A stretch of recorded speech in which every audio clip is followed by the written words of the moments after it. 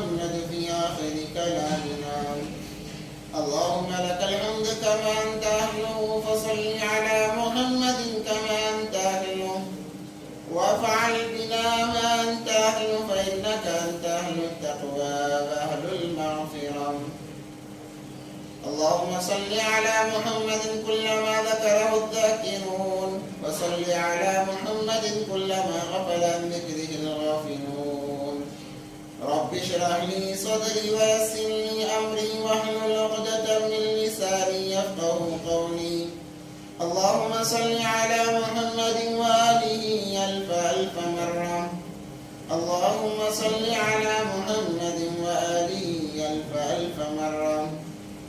اللهم صل على محمد وآله ألف ألف مرة.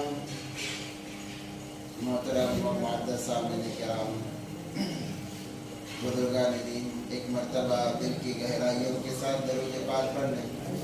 اللهم صل على سيدنا محمد وعلى آل سيدنا محمد وبارك وسلم. اللهم صل على سيدنا محمد وعلى آل سيدنا محمد وبارك وسلم. محترم و معزز سامعین کرام، بزرگان دین، اللہ تبارک و تعالیٰ کی ذات بہت بڑی ہے اور بڑا البرا ہے.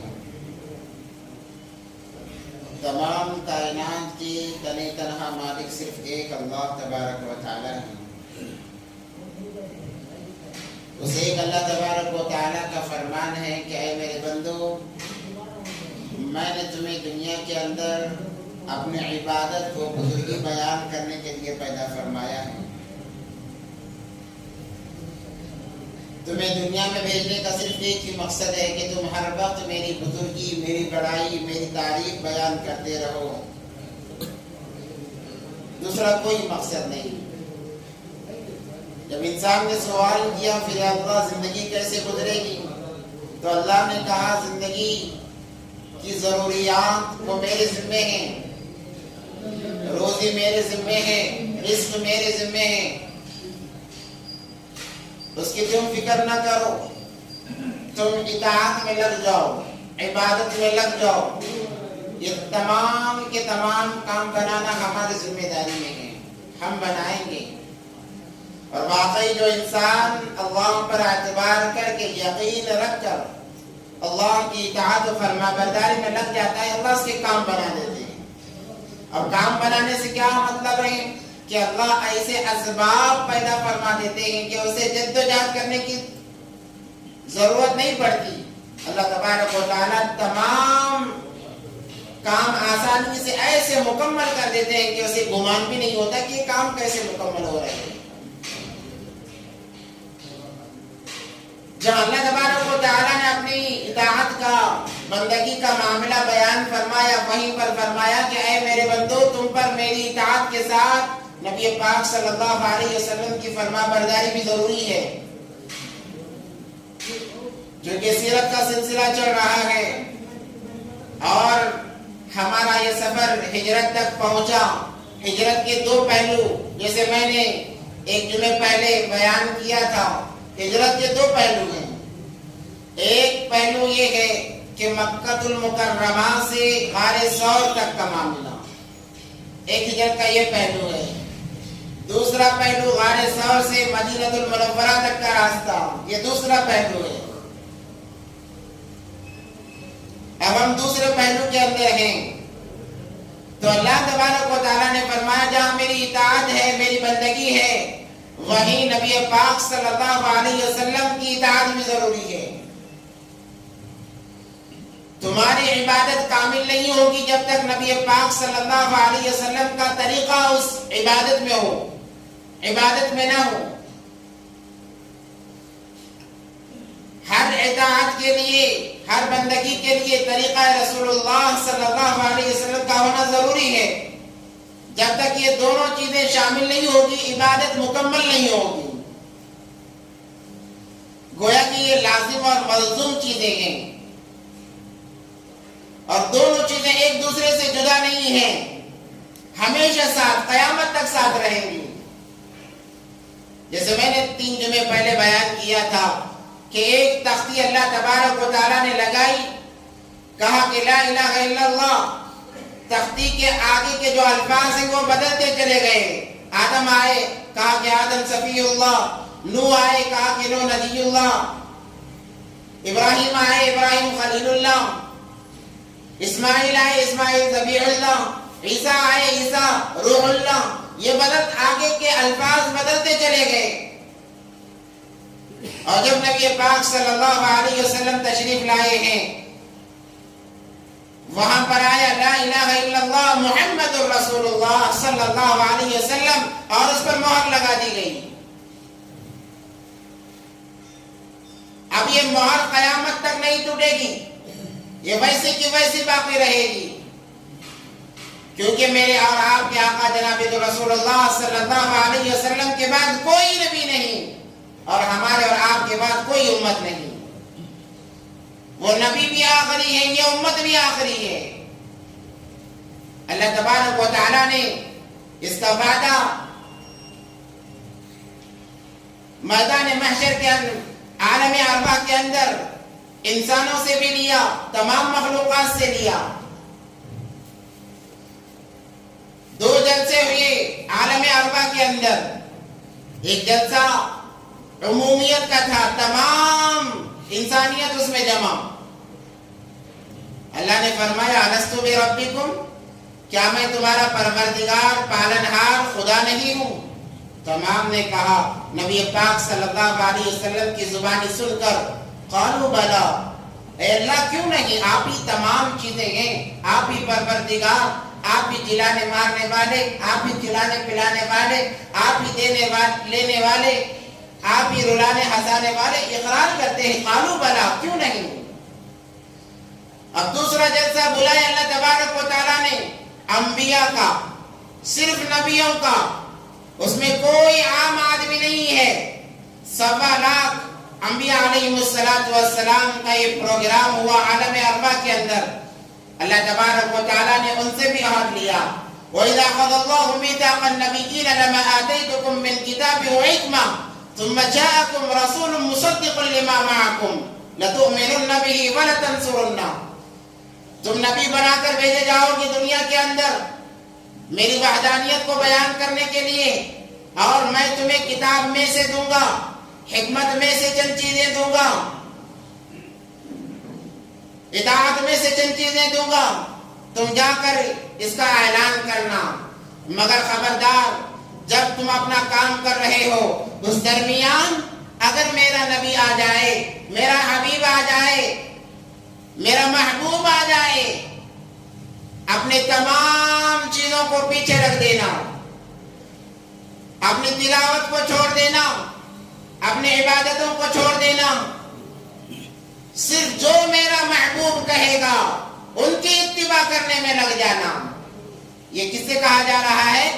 تمام انبیاء سے کہا جا رہا ہے عالم ارواح کے اندر، کہ جب میرا محبوب آئے تمہاری کتاب کوئی معنی نہیں رکھتی، اس وقت میں تمہارے سارے اعمال میرے حبیب صلی اللہ علیہ وسلم کے تابع ہو جائیں، وہ جیسے کہیں گے ویسے زندگی گزارو، تم کامیاب رہو گے۔ اور اندازہ لگائیں، نبیوں سے کہا جا رہا ہے، نبیوں سے عہد لیا جا رہا ہے، نبیوں سے وعدہ لیا جا رہا ہے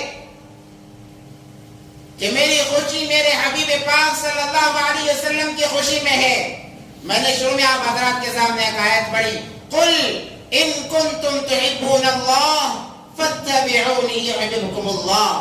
اللہ تبارک و تعالیٰ فرماتے ہیں، اے نبی جی کہہ دیجئے، اے نبی جی آپ اپنے امتیوں سے کہہ دیجئے، میرے بندوں سے کہہ دیجئے، اگر وہ مجھ سے محبت کرنا چاہتے ہیں، اگر وہ مجھ سے پیار کرنا چاہتے ہیں، اگر وہ میرے قریب ہونا چاہتے ہیں، وہ اس وقت تک میرے قریب نہیں ہو سکیں گے، اس وقت تک ان کی محبت کامل واکمل نہیں ہو سکے گی جب تک ان کے دلوں میں آپ کی محبت نہ آ جائے، آپ کا پیار نہ آ جائے، اور ان کی تمام چیزیں آپ پر قربان نہ ہو جائیں۔ اللہ فرما رہے ہیں، کہہ دیجئے میرے بندوں سے، اگر مجھ سے ملنا ہے، میری محبت کو حاصل کرنا ہے، تو سب سے پہلے آقا نامدار تاجدار مدینہ سرور کونین حضرت محمد مصطفیٰ صلی اللہ علیہ وسلم کی محبت دل میں بسانی ہوگی، تبھی جا کر میری محبت مل سکتی ہے۔ اس چیز کو سمجھا صحابہ کرام نے۔ اللہ کے نبی پاک صلی اللہ علیہ وسلم سے سب سے زیادہ اگر کوئی محبت کرنے والی ذات ہے تو اللہ تبارک و تعالیٰ کی ذات ہے۔ اس کے بعد صحابہ کرام کی ذات ہے کہ صحابہ نے نبی سے ایسی محبت کی کہ اپنا سب کچھ لٹا دیا، سب کچھ قربان کر دیا، اپنے کو اپنا نہیں سمجھا، کہا کہ اے اللہ کے نبی یہ تو آپ کا ہے، یہ ہمارا کچھ نہیں ہے۔ لا کر قدموں میں رکھ دیا، اپنی جان قدموں میں رکھ دی، اللہ کے نبی یہ جان آپ کے حوالے ہے۔ ایسی محبت کرنے والی ذات، ایسی ہستیاں دنیا میں کبھی نہیں آئیں گی۔ کوئی صحابہ سے زیادہ نبی سے محبت کرنے والا ہو نہیں سکتا، اور صحابہ میں سب سے زیادہ نبی پاک صلی اللہ علیہ وسلم سے کوئی محبت کرنے والے ہیں تو وہ حضرت ابو بکر صدیق رضی اللہ تعالیٰ عنہ ہیں۔ ان سے زیادہ نبی سے کوئی محبت کر ہی نہیں سکتا۔ عمر فاروق رضی اللہ تعالیٰ ہمیشہ تاک میں رہتے کہ میں ابو بکر سے کبھی نہ کبھی بڑھ جاؤں گا، کبھی نہ کبھی بڑھ جاؤں گا۔ تبوک کے موقع پر ابو بکر رضی اللہ عنہ نے تمام کا تمام مال لا کر قدموں میں ڈال دیا۔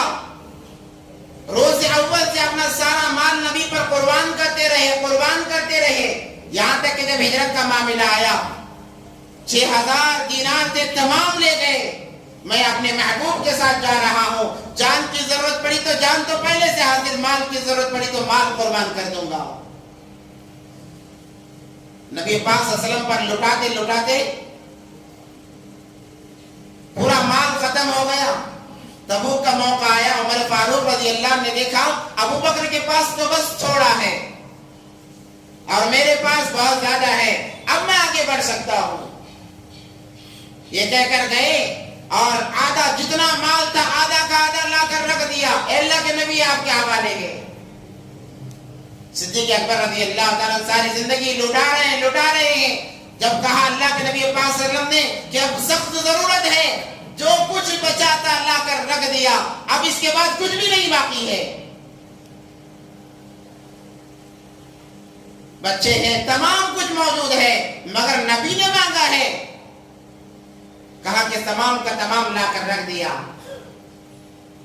اللہ تبارک و تعالیٰ کو یہ عطا اتنی پسند آئی، سوال یہ ہونا چاہیے تھا کہ بتاؤ کون کتنا لایا ہے۔ اگر یہ سوال ہوتا عمر بڑھ جاتے، ابو بکر پیچھے رہ جاتے، اور اللہ کو بھی یہ گوارا نہیں کہ ابو بکر پیچھے رہے اور عمر آگے بڑھ جائے۔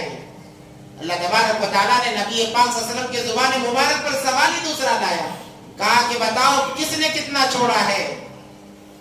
جب یہ سوال سنا حضرت عمر فاروق رضی اللہ تعالیٰ عنہ نے کہنے لگے اے ابو بکر میں تجھ سے ساری زندگی بھی بڑھ نہیں سکتا، تو ہمیشہ آگے ہے۔ وہ کہتے ابو بکر سے کہہ دو کہ میرے زندگی کی ساری نیکیاں لے لیں، ان راتوں کی ایک رات جو غار حرا میں، غار ثور میں نبی پاک صلی اللہ علیہ وسلم کے ساتھ جو ابو بکر نے گزاری ہے، اس ایک رات کی نیکیاں میرے حوالے کر دی، میری ساری زندگی کی نیکیاں لے لیں۔ تو حضرت ابو بکر صدیق رضی اللہ تعالیٰ عنہ جہاں تک محبت کا معاملہ ہے اتنے آگے کہ ان سے زیادہ نبی سے کوئی محبت کرنے والا نہیں تھا۔ تو ایک شاعر کہتا ہے پیغمبر تو نہ تھا مگر پیغمبر جیسا لگتا تھا، وہ دریا تھا مگر گہرے سمندر جیسا لگتا تھا۔ ہر ادا بنائی نبی پاک صلی اللہ علیہ وسلم کی صدیق اکبر رضی اللہ تعالیٰ عنہ نے۔ نبی پاک صلی اللہ علیہ وسلم کی عمر 63 سال، صدیق اکبر کی عمر 63 سال۔ نبی کا وصال پیر کے دن ہوا، صدیق اکبر کا وصال پیر کے دن ہوا۔ ہر اعتبار سے نبی پاک صلی اللہ علیہ وسلم کو زہر دیا گیا، صدیق اکبر کو زہر دیا گیا۔ نبی کو موت سے پہلے 15 دن پہلے بخار آیا، صدیق اکبر کو موت سے 15 دن پہلے بخار آیا۔ نبی کی وفات بخار میں ہوئی، صدیق کی وفات بخار میں ہوئی۔ یہاں تک کہ جہاں نبی دفن ہے وہاں صدیق اکبر بھی دفن ہے۔ جہاں نبی دفن ہے وہاں صدیق اکبر بھی دفن ہے. یہ محبت کی مثال ہے. تو جب غار ثور میں 3 دن قیام رہا, سوراخی جسے کہتے ہیں پتہ لگانے والے, ابو جہل کے ساتھ میں پتہ لگاتے ہوئے, کیونکہ حضرت آسما کے ذریعے سے تو پتہ نہ چلا, سوراخیوں کو پکڑا, وہ پاؤں کے نشان کے ذریعے سے سوراخ لگاتے لگاتے غار ثور تک آ گئے. 6000 یا 600 فٹ کا بڑا پہاڑ ہے, اور صدیق اکبر رضی اللہ تعالیٰ عنہ نے نبی پاک صلی اللہ علیہ وسلم کو اپنے کندھے پر اٹھایا ہے. اگر 2 پاؤں کے نشان الگ الگ پڑیں گے تو پہچان جائیں گے, لوگ آ سکتے ہیں. یا اس وجہ سے, یا دوسری وجہ یہ بیان فرمائی کہ نبی پاک صلی اللہ علیہ وسلم کے پاؤں میں چھالے پڑ گئے تھے, کیونکہ پہچان نہ لگے, علامتیں ظاہر نہ ہو. نبی پاک صلی اللہ علیہ وسلم پنجوں سے چل رہے تھے, جس کی وجہ سے پاؤں کے اندر ورم آ گیا یا پھوٹ گئے تھے, چلا نہیں جاتا تھا. صدیق اکبر نے کندھوں پر اٹھایا اور غار ثور تک پہنچایا. وہ کیا وقت تھا. نبی پاک صلی اللہ علیہ وسلم نے حسن حسین کو کندھے پر اٹھایا, حضرت علی کو کندھے پر اٹھایا, فاطمہ الزہرا کو کندھے پر اٹھایا. مگر یہ عجیب اتفاق ہے کہ یہاں صدیق نے نبوت کو کندھے پر اٹھایا ہے. غار ثور گئے, جیسے غار ثور آیا وہاں پر اتارا, کہا کہ اے نبی جی آپ انتظار کیجئے, میں اندر جاتا ہوں, کوئی تکلیف دینے والی چیز تو نہیں, جا کے دیکھتا ہوں. گئے, جا کر صاف کیا, اندھیرا تھا, کوئی آتا جاتا نہیں تھا. غار کو صاف کیا, بہت سارے سوراخ تھے. اپنا کرتا نکالا, پھاڑا اور سوراخ بند کیے, اور سوراخ باقی رہے. اپنا امامہ نکالا, پھاڑا, تمام سوراخ بند کیے, ایک سوراخ باقی رہا. کوئی کپڑا موجود نہیں تھا سوائے صدر کے ڈھانپنے کے. کہا اس پر پیر رکھ دوں گا. پیر رکھ کے یوں لمبے پیر کیے, بیٹھ گئے. اب کہا اے نبی جی تشریف لائیے. نبی پاک صلی اللہ علیہ وسلم اندر تشریف لے جاتے ہیں, اور چونکہ نبی پاک صلی اللہ علیہ وسلم تھکے ہوئے تھے, صدیق اکبر بھی تھکے ہوئے تھے, مگر محبت کی مثال پیش کر رہے ہیں کہ میری تھکاوٹ بعد میں ہے, نبی کی تھکاوٹ پہلے ہے. میرے نبی کو سکون ملتا ہے تو مجھے سکون ملتا ہے. بلایا اور اپنے رانوں پر کہا کہ نبی جی آرام کیجیے. نبی پاک صلی اللہ علیہ وسلم, کیا محبت تھی, کیا دوستانہ تھا, وہ کیا آرام تھا. نبی پاک صلی اللہ علیہ وسلم بھی صدیق اکبر رضی اللہ تعالیٰ عنہ کے ران پر سر رکھ کر سو جاتے ہیں. تو اس غار کے اندر ایک سانپ تھا, کالا ناگ جسے کہتے ہیں. جب اسے احساس ہوا کہ 2 جہاں کا سردار میرے دیدار پر آیا ہے تو میں دیدار کیوں نہ کروں, جس کے دیدار کے لیے جبرائیل آسمان سے آئے, فرشتے دوڑ کر آئیں, درخت جھک کر سلام کریں. ہر کوئی جس کے دیکھنے کے لیے ہمیشہ بےتاب رہتا تھا, وہ ہستی آج میرے در پر آئے ہیں, میں دیدار کیوں نہ کروں. کتابوں میں لکھا ہے کہ سانپ ہر جگہ چکر لگاتا رہا, مگر ہر جگہ راستہ بند نظر آتا, راستہ بند نظر آتا. بڑی پریشانی ہوئی, بڑی تکلیف ہوئی. اس نے ٹھان لیا کہ دیدار تو کرنا ہی ہے, چاہے جو قیمت دینی پڑے. اتفاق سے وہی سوراخ جہاں پر صدیق اکبر کا پاؤں مبارک تھا, وہاں سے آنے کی کوشش کی, مگر پاؤں نظر آیا. کہا کہ جب اسے تکلیف ہوگی تو یہ چیز یہاں سے ہٹے گی, میں دیدار کر سکوں گا. وہ سانپ ڈستا گیا, ڈستا گیا, ڈستا گیا. جیسے جیسے ڈستا, صدیق اکبر رضی اللہ تعالیٰ عنہ کے اندر زہر تیزی سے دوڑنے لگتا, کیونکہ ناگ ہے, اس کا زہر بہت زہریلا, وہ سانپ بہت زہریلا ہوتا ہے اور فوراً اثر کرتا ہے. مگر صدیق اکبر رضی اللہ تعالیٰ عنہ جنبش بھی نہیں کر رہے, حرکت بھی نہیں کر رہے ہیں, جیسے پاؤں رکھا تھا ویسے کے ویسے ہے, برداشت کر رہے ہیں. کیوں کہ نبی کو تکلیف نہ ہو. اگر میں حرکت کروں گا, 2 جہاں کے سردار آرام فرما رہے ہیں, ان کے نیند میں خلل آ جائے گا, میری جان چلی جائے, میرے حبیب کے نیند میں خلل نہ آئے. کیا محبت تھی, کیا محبت تھی. آج ہم بھی محبت کرنے والے ہیں, ہم بھی امتی کہلانے والے ہیں. آج ہم دیکھیں ہمارے زندگیوں میں ہم نبی سے کتنی محبت کرتے ہیں. قسم اللہ کی اگر محبت ہوتی نمازیں قضا نہ ہوتی, کوئی سنت ہم سے نہ چھوڑتی, کوئی سنت ہم سے نہ چھوڑتی. ہم تو بس نام کے عاشق ہیں, نام کے عاشق ہیں. ایک لیلا مجنو کا واقعہ مشہور ہے, کتابوں میں بہت سارے ملتا ہے کہ ایک مجنو بیٹھا کہنے لگا میں لیلا کا عاشق ہوں. تو لیلا روزانہ دودھ بھیجا کرتی کہ جاؤ میرے عاشق کو دودھ پلا کر آؤ. یہ ہمیشہ دودھ پیتا.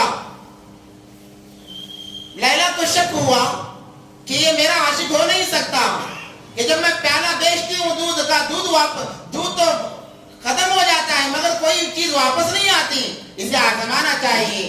ایک دن لیلا نے کہا اپنے خادم سے جاؤ پیالہ لے کر جاؤ اور کہو کہ لیلا نے تمہارا گوشت مانگا ہے, تمہارا گوشت مانگا ہے.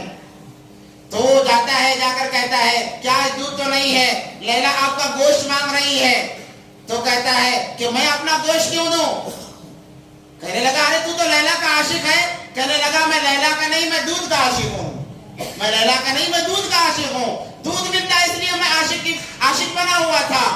اور دوسرے کنارے پر حقیقی عاشق مجنون جسے کہتے ہیں وہ بیٹھا تھا. جب اس نے سنا کہنے لگا کہ پیالہ ادھر لاؤ, وہ عاشق میں ہوں, وہ عاشق میں ہوں, پیالہ ادھر لاؤ. اور پوچھا اس نے کہ بتاؤ لیلا نے کہاں کا گوشت مانگا ہے. کتابوں میں لکھا ہے اپنے ایک ایک حصے کا وہ گوشت کاٹتا گیا اور پیالے میں ڈالتا گیا. کہنا کہ لیلا تو نے تو صرف گوشت مانگا ہے, اگر جان مانگتی وہ بھی حاضر ہو جاتا, وہ بھی حاضر کر دیتا. تو ہم تو دودھ والے عاشق ہیں. جیسا لیلا کے لیے وہ دودھ والا عاشق تھا, ویسے عاشق بنے ہوئے ہیں. اس سے کامیابی ملنے والی نہیں ہے. اللہ اکبر کبیرہ. بلغ العلا بکمالہ کشف الدجا بجمالہ حسنت جمیع خصالہ صلوا علیہ وآلہ. تو صدیق اکبر رضی اللہ تعالیٰ تکلیف ہو رہی ہے, برداشت کر رہے ہیں کہ کہیں نبی پاک صلی اللہ علیہ وسلم کے نیند میں خلل نہ آ جائے. وہ زہر پاؤں سے چلتا چلتا ران میں آیا, ران سے پیٹ میں آیا, پیٹ سے سینے میں آیا, سینے سے سر میں آیا, جب آنکھوں میں آیا آنکھیں برداشت نہیں کر سکی, 2 قطرے نکلے اور سنبھالنا چاہا, رخسار مبارک پر گر گئے. 2 آنسو کے قطرے رخسار مبارک پر گر گئے. اللہ کو 2 آنسو بہت پیارے ہیں. ایک حضرت سیدنا عثمان غنی رضی اللہ تعالیٰ عنہ کے آنسو جو قرآن مبارک پر گرے تھے ان کی شہادت کے وقت میں, ان کے خون کے قطرے, 2 قطرے اللہ کو بہت زیادہ محبوب. حضرت عثمان غنی رضی اللہ تعالیٰ عنہ کا قطرہ جب وہ قرآن کی تلاوت کر رہے تھے, باقیوں نے شہید کیا تو پہلا قطرہ قرآن پر گرا.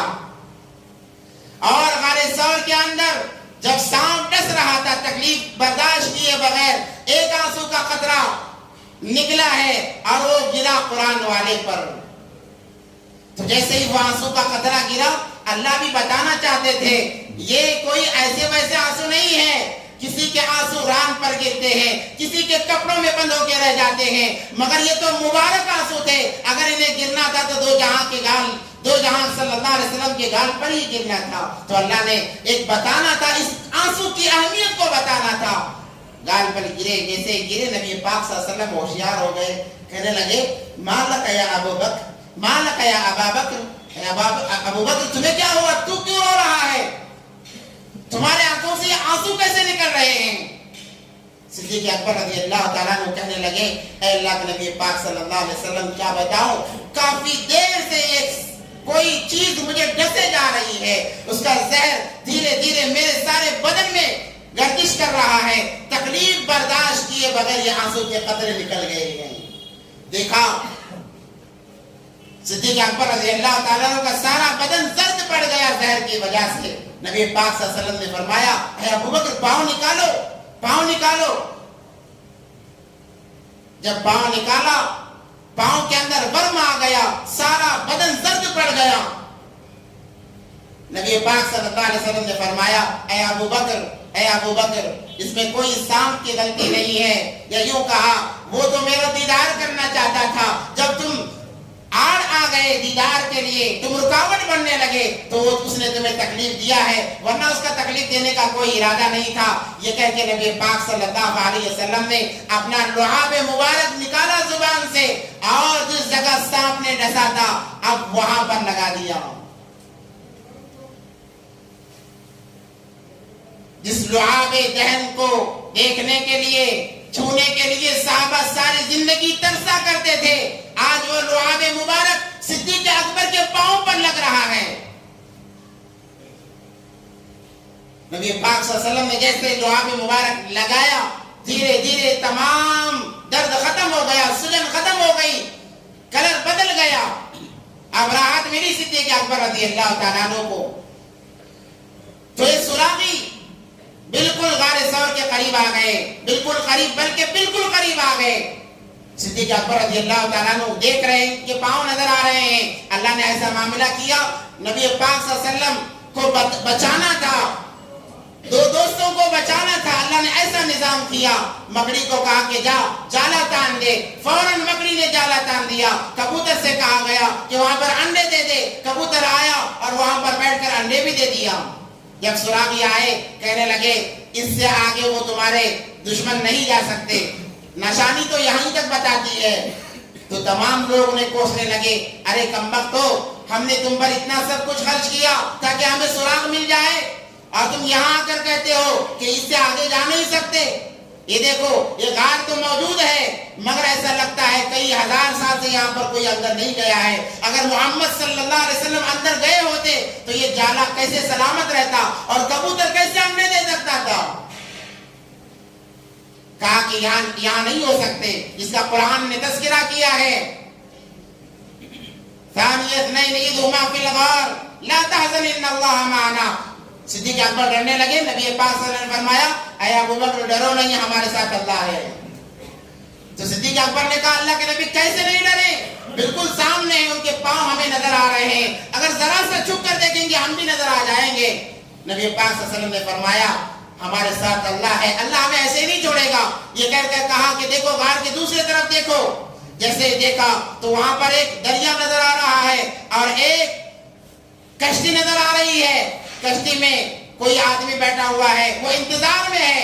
نبی پاک صلی اللہ علیہ وسلم نے فرمایا اگر وہ اس دروازے سے اندر آئیں گے ہم اس دروازے سے باہر نکل جائیں گے۔ حالانکہ حقیقت میں غار کا کوئی دوسرا راستہ نہیں تھا، یہ اللہ کی مدد تھی۔ اللہ نے فرمایا الا تنصروه فقد نصره اللہ، تم نے ان کی مدد نہیں کی، ہم نے مدد کی ہے نبی پاک صلی اللہ علیہ وسلم کی۔ اور اگر 3 دن تک اس غار ثور کے اندر نبی پاک صلی اللہ علیہ وسلم اور صدیق اکبر رہے، صدیق اکبر رضی اللہ تعالیٰ عنہ کے وہ کیا اعمال دے ہوں گے کہ ایسے حبیب کا ساتھ ملا 3 دن تک لگاتار۔ وہ نبی پاک صلی اللہ علیہ وسلم کو سمجھتے رہے، پرکھتے رہے، گویا کہ قرآن کو پڑھتے رہے، قرآن کو پڑھتے رہے، قرآن کو سمجھتے رہے۔ جب 3 دن مکمل ہو گئے کہا کہ اب ہمیں یہاں سے نکلنا چاہیے۔ وہ تیسرے 3 دن مکمل کرنے کے بعد میں اس غار سے نکلے ہیں، 4 افراد پر مشتمل وہ جماعت تھی، حضرت ابو بکر صدیق رضی اللہ تعالیٰ عنہ، نبی پاک صلی اللہ علیہ وسلم اور صدیق اکبر کے غلام عامر بن فہیرہ، اور ایک غلام کو جو کہ مسلمان تو نہیں تھا، یہودی عیسائی تھا، اسے پیسے دے کر لیا گیا تھا، عبداللہ بن عریقت جس کا نام لکھا ہے کتابوں کے اندر۔ یہ 4 لوگوں کا قافلہ غار سے نکلا ہے۔ چلتے چلتے جو سامان تھا غار ثور تک کا وہ ختم ہو گیا۔ اب چونکہ راستہ بھی لمبا ہوتا چلا جا رہا ہے، حضرت اسماء کہاں تک توشہ لا کر دے سکتی تھی؟ غار ثور تک کا جو معاملہ تھا وہاں تک مصیبتیں برداشت کرتے چھپتے چھپاتے آ کر توشہ پہنچا دیا جاتا تھا۔ اب اس سے آگے کا سفر کرنا تھا، اور یہ سفر میں نکلے، چلتے چلتے توشہ ختم ہو گیا۔ اب جب توشہ ختم ہوا، پیاس محسوس ہوئی، بھوک محسوس ہوئی، ایک جگہ جا کر قیام کیا ایک درخت کے نیچے۔ دیکھا ایک جھوپڑی نظر آ رہی ہے، وہ حقیقی معنوں میں ام معبد کی جھوپڑی تھی۔ ام معبد ایک صحابیہ ہیں، اس وقت تک وہ مسلمان نہیں ہوئی تھی۔ تو نبی پاک صلی اللہ علیہ وسلم نے صدیق اکبر رضی اللہ تعالیٰ عنہ سے کہا کہ دیکھو وہاں پر جھوپڑی نظر آ رہی ہے، ہو سکتا ہے کوئی وہاں پر ہوگا، جاؤ اگر ان کے پاس اگر پانی ہے تو پانی مانگ کر لاؤ تاکہ ہم پیاس بجھا سکیں۔ پیاس بھی لگی ہے، بھوک بھی لگی ہے،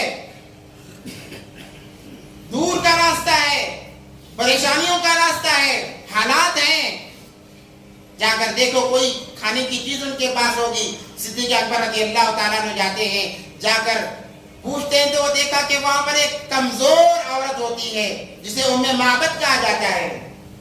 صدیق اکبر رضی اللہ تعالیٰ عنہ سوال کرتے ہیں اگر کچھ کھانے کا ہو تو دو. ان کے بارے میں آتا ہے کہ انہوں نے وہاں قیام اسی لیے کیا تھا کہ جو مکے سے مدینے جانے والے مسافر ہیں ان کی خدمت کی جا سکے, ان کا اکرام کیا جا سکے, انہیں کھلایا پلایا جا سکے. اس لیے انہوں نے اس جگہ کو اختیار کیا تھا. حالانکہ ان کے پاس بکریاں تھی, وہ بکریاں ان کے شوہر چرایا کرتے تھے, اسی کا دودھ مہمانوں کو پلایا کرتے تھے. مگر قید سالی کے ایام تھے, بکریاں لے کے ان کے شوہر جا چکے تھے, گھر میں کوئی چیز کھانے کے لیے نہیں تھی. تو انہوں نے کہا کہ بیٹا میں معذرت چاہتی ہوں, میرے پاس تو کوئی چیز نہیں ہے, میرے پاس تو کوئی چیز نہیں ہے. جب یہ بات بتائی گئی نبی پاک صلی اللہ علیہ وسلم کو, نبی پاک صلی اللہ علیہ وسلم نے فرمایا کہ دیکھو کوئی تو چیز ہوگی. تو اس نے کہا ایک کمزور بکری ہے جو چل نہیں سکتی, جو چل نہیں سکتی وہ بکری موجود ہے. نہ وہ چل نہیں سکتی تو دودھ کہاں سے دے گی, ورنہ میں تمہارا ضرور اکرام کرتی. نبی پاک صلی اللہ علیہ وسلم نے کہا اچھا وہ بکری کو قریب کرو.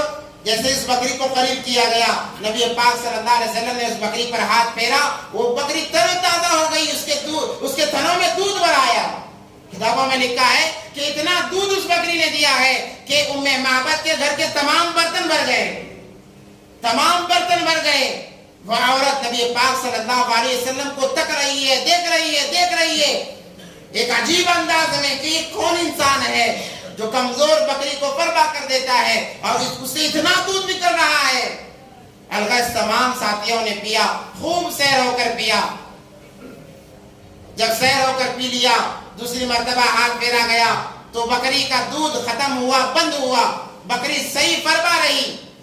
تو عورت دیکھتی رہی تو یہ قافلہ وہاں سے گزرا. جب شام ہوئی تو ابو معبد آئے, ام معبد کے شوہر آئے اور آ کر انہوں نے کہا کہ میں آج عجیب منظر دیکھ رہا ہوں, مجھے خوشبوئیں یہاں سے آ رہی ہیں, ایسا لگتا ہے کہ کوئی ابھی یہاں سے گزرا ہے, یہاں سے کسی کا گزر ابھی ہوا ہے, اور میرے گھر کی رونق کچھ الگ سی نظر آ رہی ہے.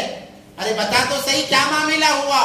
تو وہ عورت کہتی ہے, ام معبد کہتی ہے, ہاں ایک اجنبی مہمان یہاں سے گزرا ہے. وہ چار لوگ تھے, ان کے عجیب مزاج تھا, اس میں ایک آقا تھا باقی غلام تھے, مگر ایسا محسوس ہوتا تھا کہ تمام کے تمام آقا ہیں. وہ ایسا فدا ہو گئی نبی پاک صلی اللہ علیہ وسلم کی ذات اقدس پر کہ انہوں نے نبی پاک صلی اللہ علیہ وسلم کے بارے میں بتایا. ابو معبد نے کہا ذرا حلیہ تو بتاؤ. تو حضرت ام معبد نے نبی پاک صلی اللہ علیہ وسلم کی سیرت کو کھینچا ہے. اللہ اکبر, آج تک علماء دنگ ہے اس کا ترجمہ کرنے پر. کیا وہ فضاحت تھی ام معبد کی, کیا وہ بلاغت کی. اتنے تھوڑے سے وقفے میں انہوں نے نبی پاک صلی اللہ علیہ وسلم کو ایسا پرکھا ہے کہ ساری زندگی صحابہ پرکھ نہیں سکے. تو جب ابو معبد نے سنا, رونے لگے, کہنے لگے ارے میرا یہاں پر رہنا, یہاں پر خیمہ زن کرنا اسی انسان کے لیے تو تھا کہ میں نے توریت میں پڑھا تھا کہ ایک انسان, ایک نبی پیدا ہوگا, وہ نبی مکے میں ہوگا, وہ اس کی قوم نکالے گی, وہ مجبور ہو کر مدینے کی طرف ہجرت کر کے جائے گا, تو اسی راستے سے جائے گا. تو میں نے اس راستے میں خیمہ لگایا, اپنا گھر بنایا تاکہ جب وہ نبی آئے میں خدمت کر سکوں. کاش مجھے تم بلا لیتی. میرا یہاں زندگی گزارنے کا ایک ہی مقصد تھا کہ جب وہ نبی آئے سفر کرتے ہوئے, وہ پریشانی کے عالم میں ہوں گے, وہ مصیبت کے عالم میں ہوں گے, وہ بھوکے اور پیاسے ہوں گے, میں انہیں کچھ پلا سکوں. اس لیے میں نے یہاں پر اپنی ساری زندگی گزار دی. رونے لگے. پوچھا کہاں پر گئے ہیں؟ تو انہوں نے کہا وہ مدینے کی طرف گئے ہیں. کہا کہ اب اپنی گڈڑی اٹھا, یہاں رہنے کا کوئی مقصد نہیں ہے, جو ہمارا مقصد تھا اب وہ مدینے جا رہا ہے, ہم بھی چلتے گئے. یہ کہہ کر انہوں نے اپنا سارا سامان باندھا اور وہ بھی چل پڑے نبی پاک صلی اللہ علیہ وسلم کے پیچھے. اور قباء میں جا کر نبی پاک صلی اللہ علیہ وسلم نے قیام کیا. وہ وہاں پر گئے ہیں اور جا کر اسلام قبول کیا اور کہا اے نبی جی 40 علماء نے یہودوں کے 40 علماء نے وعدہ کیا ہے کہ وہ آپ کا دیدار کرنا چاہتے تھے، مگر ان کا انتقال ہو گیا ہے، مگر انہوں نے آپ کو سلام بھیجا ہے اور آپ پر اسلام لانا چاہتے تھے۔ سب سے پہلے میں اسلام لاتا ہوں، یہ کہہ کر دونوں نے اسلام قبول کیا۔ نبی پاک صلی اللہ علیہ وسلم قبا کے اندر قیام کیا تاکہ حضرت علی کا آنا تھا، حضرت علی امارتیں لوٹا کر آنے والے تھے، کسی وجہ سے تاخیر ہو رہی تھی، تو حضرت علی رضی اللہ تعالیٰ عنہ کے انتظار میں نبی پاک صلی اللہ علیہ وسلم نے قبا میں قیام کیا۔ جیسے ہی پتا چلا مدینے والوں کو، قبا والوں کو کہ نبی پاک صلی اللہ علیہ وسلم مدینہ ہجرت کرتے کرتے ہمارے یہاں کے لوگوں کی قطاریں بن گئی، لوگوں کی قطاریں بن گئی، ہر کوئی آ کر کلمہ پڑھتا اور نبی سے مصافحہ کرتا، سلام دعا کرتا۔ نبی پاک صلی اللہ علیہ وسلم کے اخلاق سے اتنا مؤثر ہوئے کہ کوئی اسلام قبول کرنے سے نہ رہ سکا۔ وہ اخلاق تھے نبی پاک صلی اللہ علیہ وسلم کے۔ اللہ نے ایسا نبی ہمیں دیا ہے، ساری زندگی ساری دنیا متاثر ہو رہی ہے، ساری دنیا نبی پاک صلی اللہ علیہ وسلم کے اخلاق سے متاثر ہو رہی ہے۔ اگر کوئی متاثر نہیں ہو رہا ہے تو آج کا مسلمان متاثر نہیں ہو رہا ہے۔ ہر کوئی نبی پاک صلی اللہ علیہ وسلم کے غلاموں کے اخلاق کو دیکھ کر، کیونکہ آج تو نبی نہیں ہے مگر ان کے چاہنے والے ان کے غلاموں کو دیکھ کر اسلام قبول کر رہا ہے۔ جب غلام کے اخلاق کیسے ہیں، آقا کے اخلاق کیسے ہوں گے، مگر اثر نہیں ہو رہا تو ہمارے دلوں پر اثر نہیں ہو رہا ہے، ہمارے پیشانیوں پر بل نہیں آ رہے ہیں۔ تو میرے بھائیو، ایسی ذات یہ محبت کرنے کے لائق ہیں، ان سے محبت کی جائے۔ نبی پاک صلی اللہ علیہ وسلم نے فرمایا لا یؤمن احدکم، تم میں سے کوئی مسلمان ہو نہیں سکتا، ایمان والا ہو نہیں سکتا، لا یؤمن احدکم حتی اکون، یہاں تک کہ وہ ہو جائے مجھ سے محبت کرنے والا، حتی اکون احب الیہ من والدہ وولدہ والناس اجمعین، وہ مجھ سے محبت کرنے والا بن جائے۔ کیسی محبت؟ اپنے جان سے زیادہ، اپنے اہل و عیال سے زیادہ، اپنے تجارتوں سے زیادہ، اپنے کاروبار سے زیادہ، ہر چیز سے زیادہ۔ جب تک وہ مجھ سے محبت نہیں کرے گا وہ ایمان والا نہیں ہو سکتا۔ اب وہ اندازہ لگائیں، جب نبی کی بات آتی ہے، نبی پاک صلی اللہ علیہ وسلم کی محبت کی بات آتی ہے تو ہم کوسوں دور ہو چلے جاتے ہیں۔ ہمیں نبی سے زیادہ کاروبار محبوب ہے، ہمیں نبی سے زیادہ اپنے رشتہ دار محبوب ہیں، ہمیں نبی سے زیادہ اپنے اہل و عیال محبوب ہیں۔ نبی تو فرما رہے ہیں لا یؤمن احدکم، تم میں سے کوئی اس وقت تک ایمان والا نہیں ہو سکتا جب تک کہ وہ تمام چیزوں سے زیادہ مجھ سے محبت کرنے والا نہ بن جائے۔ تو میرے بھائیو، اس نبی سے محبت کرنے کی ضرورت ہے۔ جب ہم حقیقی معنوں میں ان سے محبت کریں گے، اللہ تبارک و تعالی ہمیں بھی چمکائیں گے جیسے صحابہ کو اللہ نے چمکایا ہے۔ ایسا چمکایا کہ وہ صحابہ ستاروں کے مانند بن گئے، ستاروں کے مانند بن گئے۔ کہا ایک صحابی کی بھی اتباع کر لو کامیاب ہو جاؤ گے، چاہے وہ چھوٹا صحابی ہو بڑا صحابی ہو، ایک صحابی کی بھی اتباع کر لو کامیاب ہو جاؤ گے۔ تو میرے بھائیو، تمام سے گزارش یہی ہے کہ ہم اپنے نبی پاک صلی اللہ علیہ وسلم کے اخلاق کو اپنائیں، ان کی سیرت کا مطالعہ کریں،